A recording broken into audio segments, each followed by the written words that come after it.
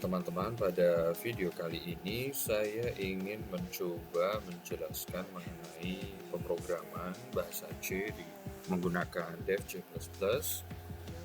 Dan kali ini saya ingin mencoba menjelaskan mengenai algoritma sum of three numbers. Jadi di sini kita asumsikan ada suatu permasalahan, dan permasalahan itu adalah penjumlahan dari 3 angka.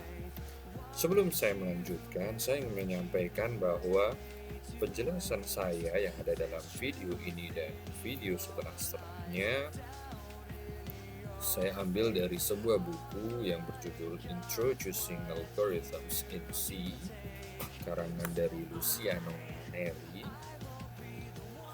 Jadi nanti bisa kita ikuti bersama melalui buku tersebut.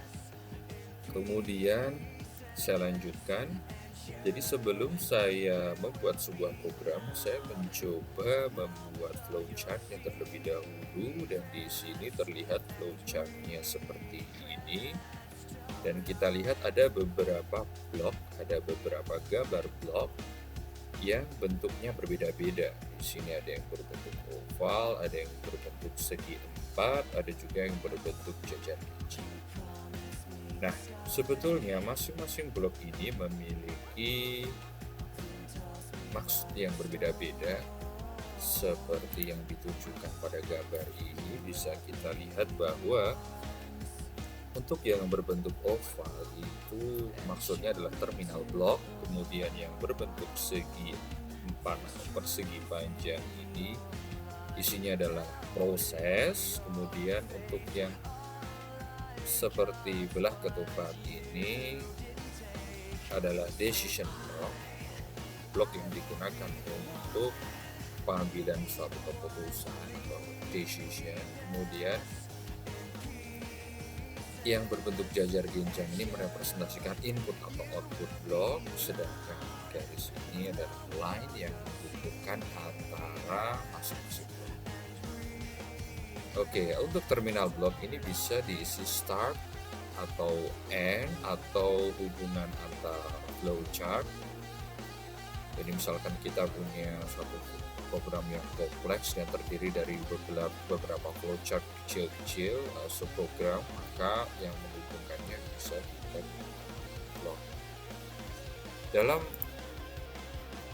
kasus ini kita lihat terminal blok digunakan untuk start end saja. Kemudian untuk setelah start, dan start ini maksudnya adalah program dimulai ya. Kemudian setelah start ada 3 variabel A, B, dan C yang dijadikan sebagai variabel input. Maka di sini ada blok yang digunakan adalah blok input yang berbentuk jajar genjang.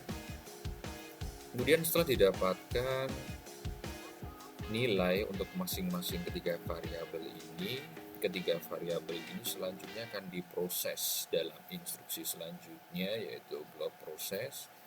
Dan di sini ada variabel bernama sum yang nantinya akan dimasuki nilai dari 3 variabel A, B, dan C.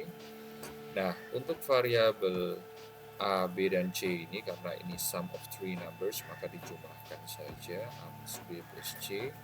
Kemudian setelah didapatkan barulah kita masuk ke blok selanjutnya yang merupakan blok output di sini untuk mencetak hasil keluaran dari variabel sum. Setelah itu program diakhiri. Nah, mari kita coba bersama untuk programnya.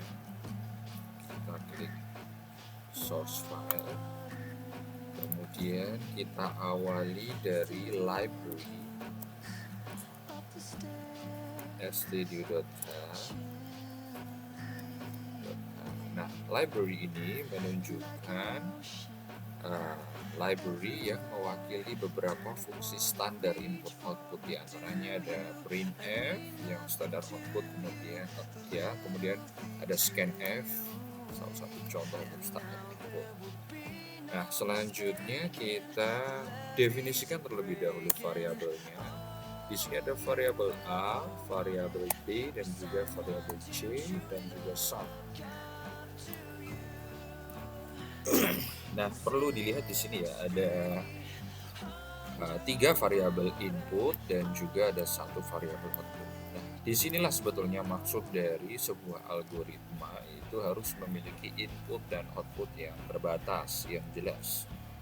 Di sini input dan outputnya terbatas, jelas. Ada 3 input dan juga ada 1 output. Jadi, program yang kita buat yang berdasarkan algoritma ini nanti akan berisi input dan output yang terbatas, yakni hanya 3 input dan 1 output. Saya lanjutkan, kemudian kita mulai membuat program.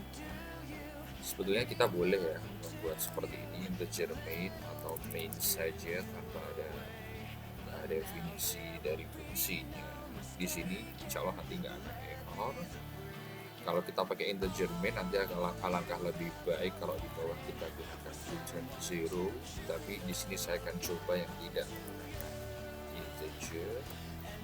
Kemudian langsung kita mulai dari values from input, kita tuliskan printf, kemudian masukkan angka A misalkan, berikan spasi, kemudian kita scanf,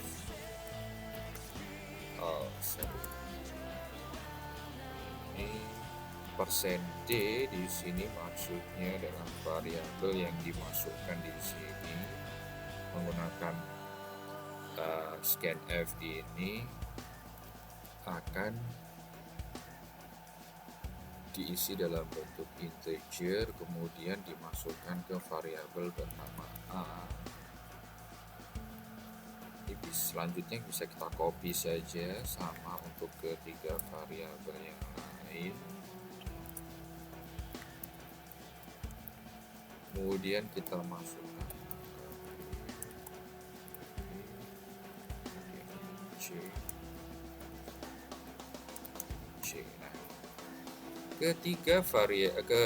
keenam baris ini merepresentasikan ketiga blok yang ada di sini, yang menunjukkan blok input, yaitu untuk mengisi nilai A, B, dan C.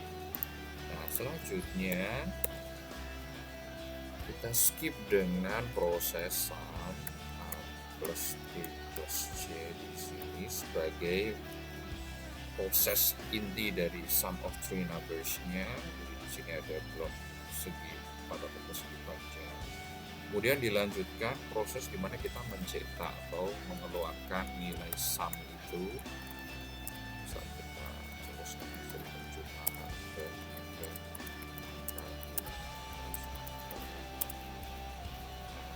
di sini kita tuliskan tipe variabelnya dulu. Di sini kita pakai persen %D, dan ini variabel sum.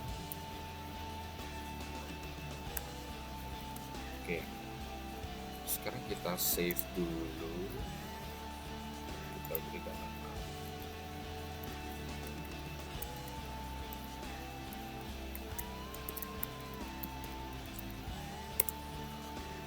Setelah kita berikan nama, kemudian kita execute, compile and run. Nah, baru kita masukkan 3, 4, 5 misalkan. Dari sini mesti hasilnya 12 ya.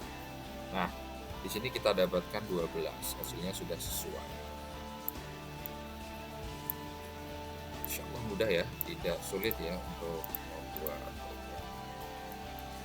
Oke, saya rasa cukup sekian penjelasan dari saya mengenai pemrograman bahasa C untuk sum of three numbers.